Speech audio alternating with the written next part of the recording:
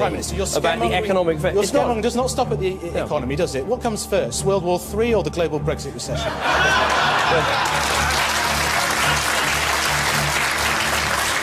The world is changing with accelerating speed. To lead in shaping a new world order for the 21st century. We don't want a nuclear war! We don't want a counter war! We don't want a nuclear war! We don't want a counter war! This week, U.S. Defense Secretary Ashton Carter accused Russia of nuclear saber-rattling. He promised to counter what he described as Russian aggression by increasing military buildup through NATO's presence near Russia. NATO, a key aspect of U.S. security policy. Now, the Baltic Sea region is quickly becoming a friction point between Russia, NATO, and the U.S., with NATO military exercises underway and a lot of close encounters. I was joined earlier by James Carden, Washington correspondent for The Nation magazine. He started by telling me for what NATO is preparing.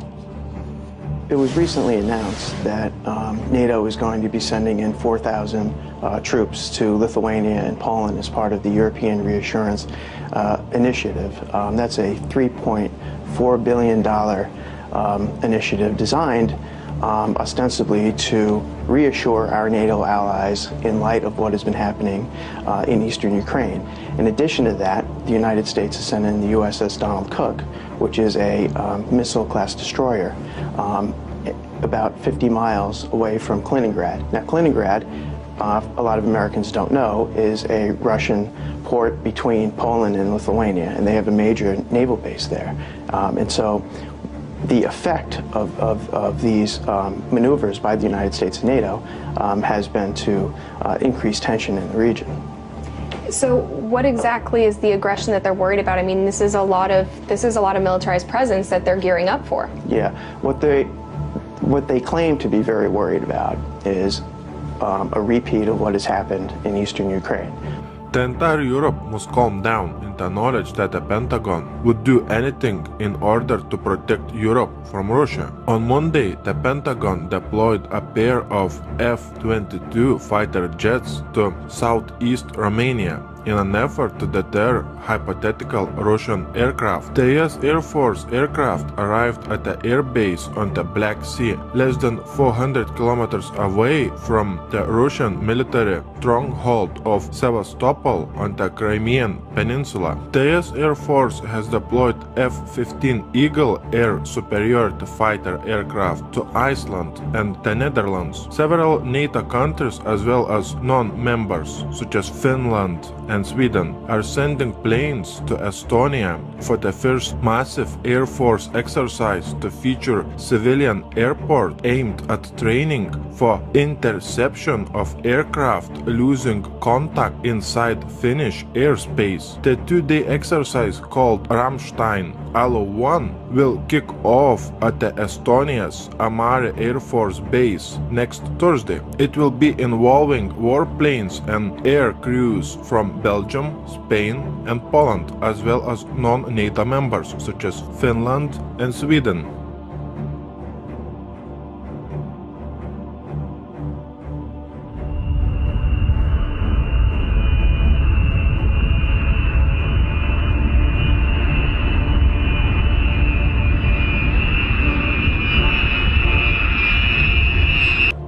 This is an emergency broadcast.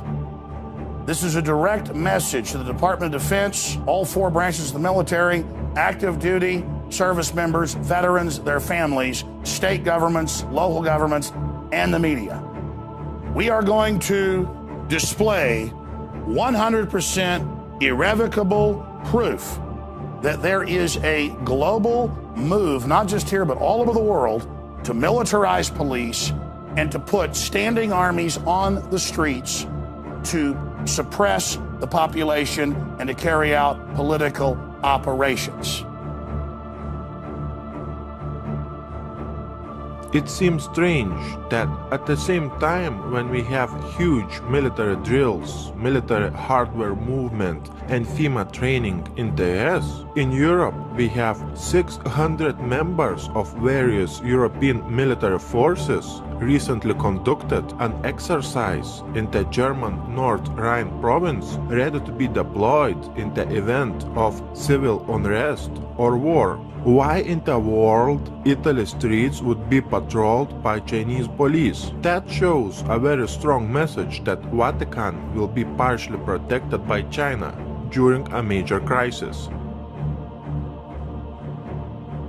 Finland Defense Minister Jussi Niinistö said Russia doesn't pose a threat to his country, but then why would Finnish government send a reminder to 900,000 soldiers to prepare for war with Russia? Because it's a mind game tactic used by the mainstream media. On top of that, additional 40 guided multiple launch rocket systems and warhead rockets worth $150 million sold to Finland, just in case NATO stockpiles military hardware in Norway.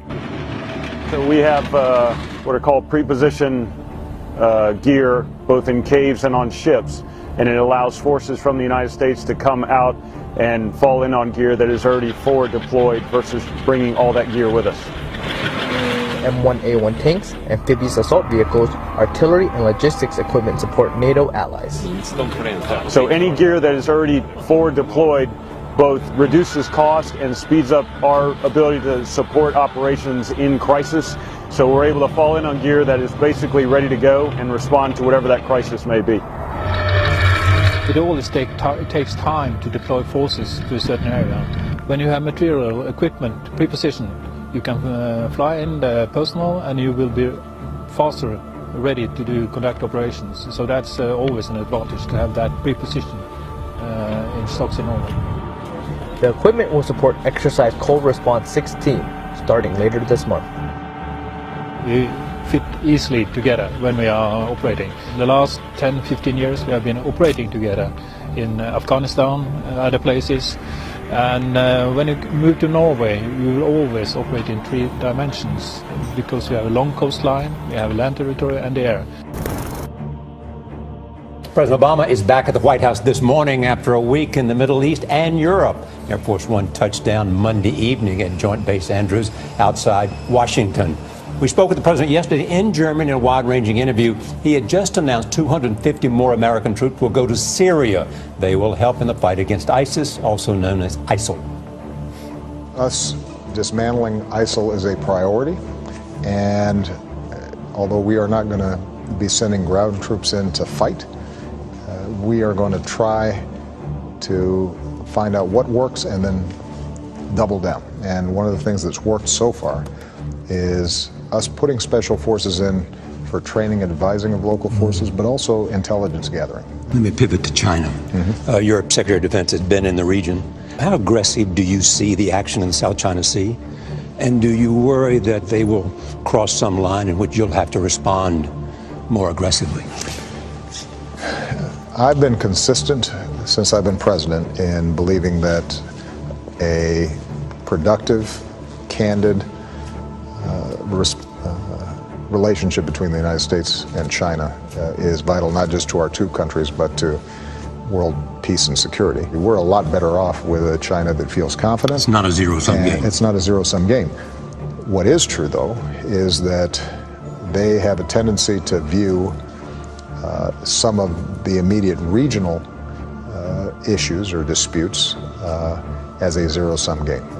So with respect to the South China Sea, rather than operate under international norms and rules, their attitude is we're the biggest kids around here and we're going to push aside the Philippines or the Vietnamese. But it doesn't mean that we're trying to act against China. We just want them to be partners with us.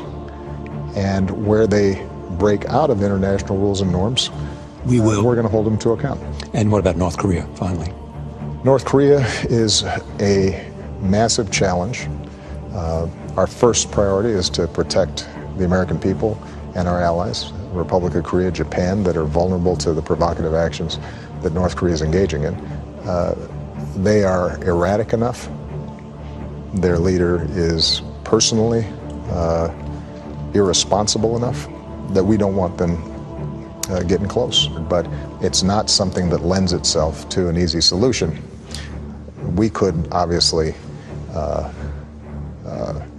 destroy North Korea with our arsenals, but aside from the humanitarian costs of that, they are right next door to our vital ally, Republic of Korea. One of the things that we have been doing is spending a lot more time positioning our missile defense systems so that even as we try to resolve the underlying problem of nuclear development inside of North Korea, we're also setting up a shield that can at least block the relatively low-level threats that they're posing right now. President Obama has launched the U.S. most massive military buildup close to Russian and Chinese borders. This piece of information clearly shows a very strong message of the beginning of a major conflict between major superpowers such as NATO, Russia, and China. As you're watching this video, we have missile defense shields being set up and being installed in Israel, in North Korea, Eastern Europe, and Russia. When United States is testing its new intercontinental ballistic missiles, we have Canada asking to join US missile shield to enhance national security. Canada has suggested it may join the US missile defense shield. Then we have the installation of the US missile shield in Eastern Europe along Russian border. Russia has opposed US and NATO plans to deploy anti-missile systems close to borders with Russia. Washington says that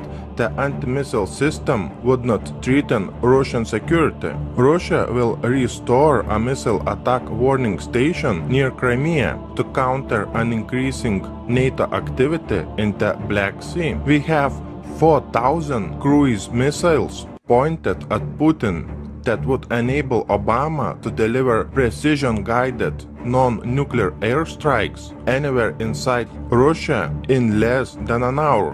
When Putin calling Obama's new missile shield in Eastern Europe along Russian border a direct threat, we have Poland setting up a new missile shield. And then we have Romania setting up a new missile shield. We have US anti-missile base in Poland put by Obama, and in Kaliningrad we have Putin threatening to put nuclear missiles there. We have Putin activating S-400 defense systems all around Russian border with Eastern Europe, and we have nuclear missile systems patrolling Moscow streets. We have Norway and the US planning to establish a new military radar post in Vardø, Finnmark, in addition to the already existing US Globus 2 radar system. Let me show you on the map where all the missile defense shields are being set up and being installed in Eastern Europe. Just look at this map.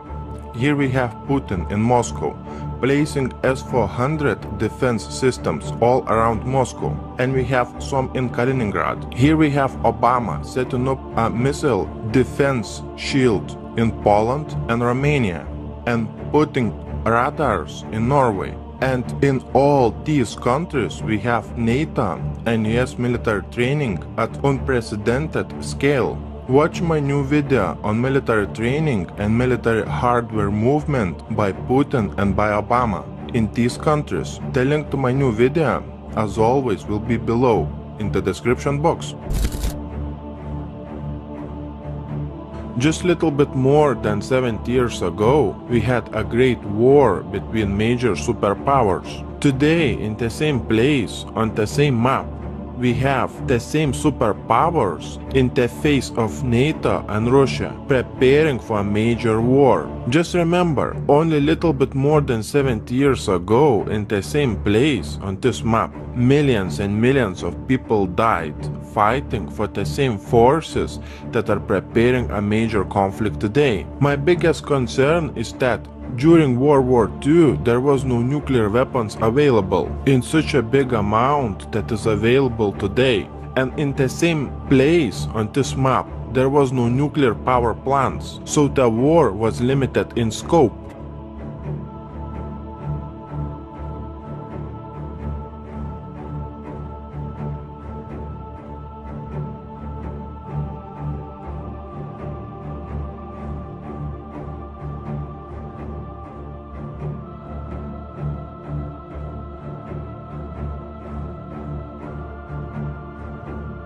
While the Allied forces lost hundreds of thousands of citizens during the course of the conflict, at least 27 million Soviets were killed during what's known in Russia as the Great Patriotic War. The Eastern Front also proved the deadliest for Nazi Germany, with 74% of their war deaths occurring there. Almost every single Soviet family suffered the horrors of this war.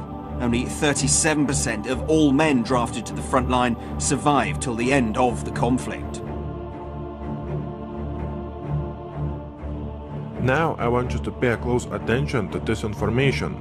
Washington continues to prepare a global strike, according to the Deputy Foreign Minister of the Russian Federation. The United States continue its destabilizing activities. This includes the creation of a global missile defense system, the continuation of the development of tools capable of inflicting a disarming strike without using nuclear weapons. The Rapid Global Attack System of the United States provides the establishment of a hypersonic system which will be able to apply high-precision non-nuclear strikes from American territory at targets on Earth within an hour. This system will cause a non-nuclear strike, disarming strategic nuclear forces, including those of Russia. 24 generals from 13 NATO countries gather in Latvia to train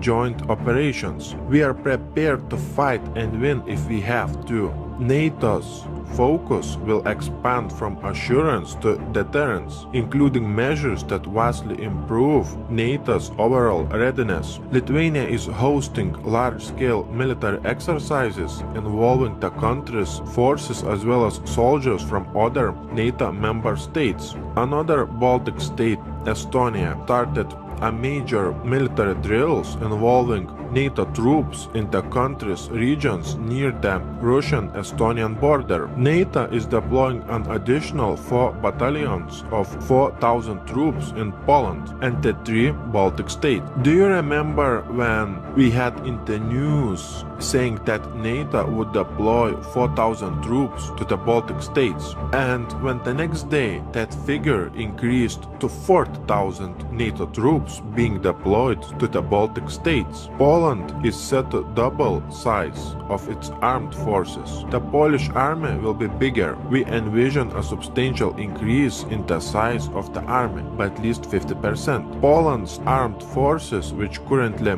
have around 95,000 personnel, would grow to 150,000 personnel. Poland launched an ambitious 10-year defense project aimed at upgrading its military forces. According to Deputy Defense Minister Czesław Mroczek, in April 2016, Poland would choose a supplier of anti-missile defense system, which will reportedly cost around $10 billion. In total, Poland was planning to spend around $42 billion on its military upgrade over the next 10 years. Poland's military modernization program includes a missile defense shield, anti-aircraft systems, submarines, combat drones, armored personnel carriers. The Georgian army has begun the 2-week Nobel partner military exercises together with American and British forces. We're already going under a form of martial law. So let me show you some of the news we already went to in an earlier report, then I'll go to a smattering of the other evidence right here. Much of it from the Department of Defense's own website. You have massive military gear being cached, armored vehicles, machine guns, helicopters, night vision, Humvees, with the police departments around the country. California has gotten the majority of it, along with Oklahoma and other areas to population. Texas has gotten double what California's gotten, and we have 10 million less than them. Oklahoma got basically double what California got, even though the crime rates are very low, because it's about suppressing the patriot population, just like they have on the map in Jade Helm showing Texas, Utah, and other areas as hostile. This is pre-caching to fight real Americans that won't go along with gun confiscation, you name it. Now, when you see Infowars.com articles I'm going to show you, you can go directly to the site, click on it, and go to the Department of Defense's site. DOD training manual, extremist founding fathers would not be welcome in today's military. Close quote. Army-sponsored report suggests new police force. That's WorldNet Daily. What's that out of? A stability police force for the United States, RAND Corporation. This is the martial law plan that I've been covering for 18 years. War gear flows to police departments, New York Times. Feds preparing to invade Texas, list state as hostile. They are preparing, not saying they're going to invade or take over. They are preparing for the takeover. And that's in the John Warren Defense Authorization Act of 96, 97. They admit for insurrection by legislatures and governors. They just hope, just like Obamacare, you don't actually go read this stuff.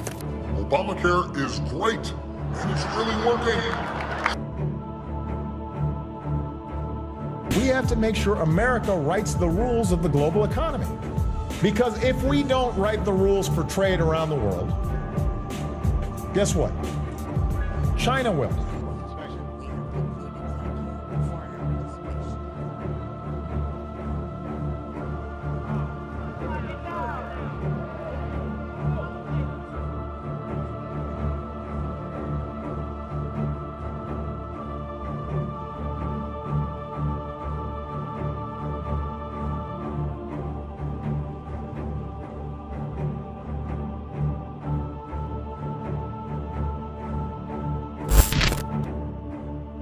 Why in the world we would have such strange things happening on the land of freedom? What is very strange is that we have FEMA conducting biggest drills ever inside the US. We have all those FEMA executive orders set in place. We have Walmarts closed and being converted into detention centers according to some videos on YouTube. We have an unprecedented military hardware movement inside the US. We have this movie Armageddon coming out on Friday the 13th. We have another movie called X-Men Apocalypse. We have FEMA and DHS conducting riot control drills. On top of that, do you remember those articles saying that DHS has purchased more than 2 billion rounds of ammunition, which is enough to fight a war for 10 years? Do you remember those articles saying that US government has purchased 30,000 guillotines? Do you remember red, blue, green lists? Do you remember FEMA coffins? When at the same time we have US and NATO setting up and activating missile defense shields in Eastern Europe, on Russia's doorstep also in North Korea and inside the US. What do you think? Please share your thoughts by leaving a comment below this video.